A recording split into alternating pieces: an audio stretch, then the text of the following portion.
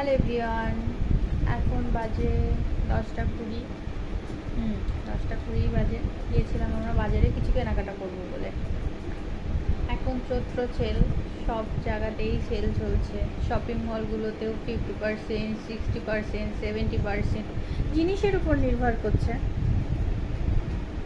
তা দুঃখের বিষয়, আমরা কিছুই কিনতে পারিনি বা কিনিনি। এত ভিড়, এত ভিড়, এত ভিড়, পা রাখার জায়গা নেই। তো আমরা কিছুই কিনিনি, একটু টুকিটাকি কিছু জিনিস কিনেছি, খেয়েছি, চলে এসেছি।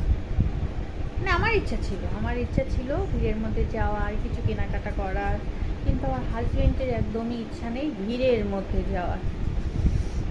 তো প্রতিদিনের মতো আমরা বাজারে গিয়েছি, ঝগড়া করেছি, ডাকাডাকি করেছি, চলে এসেছি। ঝগড়া আমাদের হবেই, বাজারে যাওয়া মানে আমাদের ঝগড়া হবে।